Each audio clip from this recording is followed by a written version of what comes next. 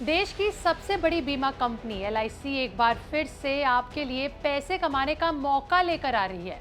भारत सरकार एक बार फिर एलआईसी में अपनी हिस्सेदारी बेचने की तैयारी में है और इस बार दांव पर लगे हैं 17,000 करोड़ रुपए। लेकिन अपनी हिस्सेदारी बेचने के पीछे क्या कारण है? क्यों ये डिसइन्वेस्टमेंट निवेशकों के लिए खतरे की घंटी है या फिर कमाई का मौका बनने वाली है?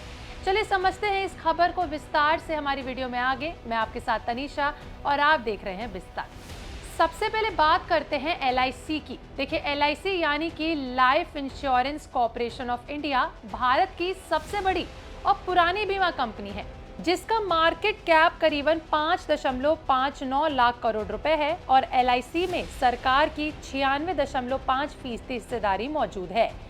3 साल पहले यानी साल 2022 में एलआईसी अपना आईपीओ लेकर आई थी, जिसके जरिए एलआईसी ने 3.5% हिस्सेदारी बाजार में बेची थी, जिससे सरकार को करीब 21,000 करोड़ हासिल हुए थे। लेकिन अब सरकार फिर से एलआईसी में अपनी हिस्सेदारी कम करने की तैयारी में है। रिपोर्ट्स में कहा गया है कि सरकार मोतीलाल ओसवाल और आईडीबीआई कैपिटल को एलआईसी के बिक्री प्रस्ताव के लिए ब्रोकर नियुक्त किया गया है और सरकार द्वारा पहली किस्त में 2.5% से लेकर 3% तक हिस्सेदारी बेचने की संभावना है, जिससे सरकार को लगभग 14,000 करोड़ से लेकर 17,000 करोड़ तक का मुनाफा मिल सकता है। लेकिन बिक्री की अंतिम राशि रोड शो के बाद ही तय की जाएगी। रिपोर्ट के अनुसार बात करें तो सरकार अपनी हिस्सेदारी के विनिवेश यानी कि डिसइन्वेस्टमेंट के लिए 2 हफ्ते में ये रोड शो शुरू कर सकती है। खबर में आगे बढ़ने से पहले चलिए आपको बता दें कि आखिर ये विनिवेश का मतलब होता क्या है।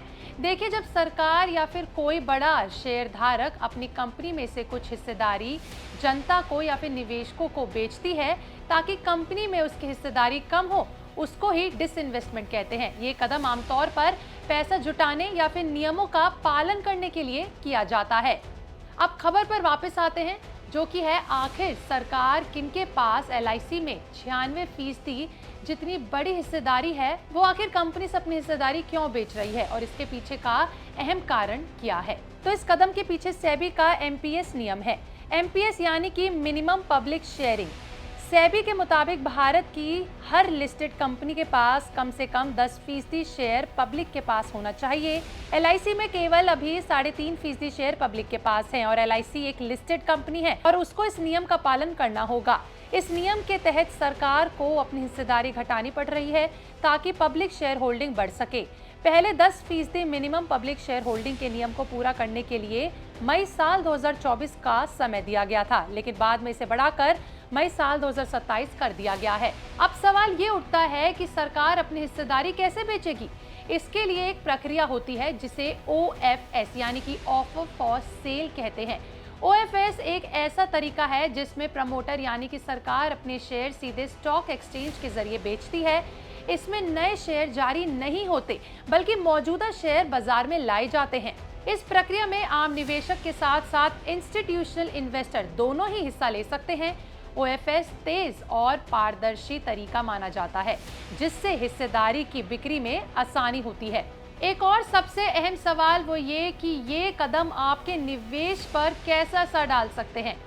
शॉर्ट टर्म में बात करें तो सरकार द्वारा 2.5 से 3% शेयर बाजार में लाने से शेयर की सप्लाई बढ़ेगी, जिससे प्राइस पर दबाव पड़ सकता है। शेयर की कीमत में उतार चढ़ाव हो सकते हैं। लॉन्ग टर्म में बात करें तो जब सरकार की हिस्सेदारी घटेगी तो एलआईसी ज्यादा आजाद और प्रोफेशनल कंपनी बनेगी। इससे बेहतर कॉर्पोरेट गवर्नेंस और पारदर्शिता आएगी, जो निवेशकों के लिए अच्छा साबित होगा। इसके अलावा बाजार में लिक्विडिटी भी बढ़ सकती है। देखिए, पब्लिक के पास ज्यादा शेयर होने से ट्रेडिंग आसान होगी। इससे एलआईसी के शेयरों में स्थिरता और आकर्षण बढ़ेगा। देखिए, सरकार डिसइन्वेस्टमेंट का ये कदम सिर्फ एलआईसी में ही नहीं उठा रही है। रिपोर्ट के अनुसार बात करें तो एलआईसी के अलावा सरकार कुछ और बैंकों में भी हिस्सेदारी बेचने की तैयारी में है। फिलहाल सरकार की हिस्सेदारी की बात करें तो इंडियन ओवरसीज बैंक में सरकार की हिस्सेदारी 94.61% है। यूको बैंक में 90.95% है। पंजाब एंड सिंध बैंक में 93.85% है।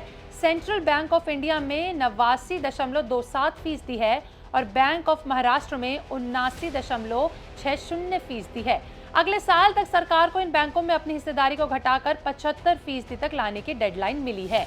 देखिए, सूत्रों की माने तो सिर्फ बैंक ऑफ महाराष्ट्र में ही इस डेडलाइन को पूरा करने की उम्मीद जताई जा रही है, क्योंकि सरकार की सबसे कम हिस्सेदारी इसी बैंक में मौजूद है। इस पूरी खबर से ये तो देखिए साफ है कि सरकार का एलआईसी में हिस्सा बेचने का ये फैसला लंबी अवधि में निवेशकों के लिए अच्छा साबित हो सकता है। ये कदम न केवल सेबी के नियमों का पालन होगा, बल्कि भारत में पब्लिक शेयरिंग को बढ़ावा देने और बेहतर कॉर्पोरेट गवर्नेंस का संकेत भी है। हालांकि बाजार में उतार चढ़ाव और प्राइस प्रेशर आ सकते हैं, इसलिए निवेश करते समय सावधान रहें। अगर वीडियो अच्छी लगी हो तो लाइक शेयर करना ना भूलें और हमारे चैनल बिज़ तक को अभी सब्सक्राइब कर लें।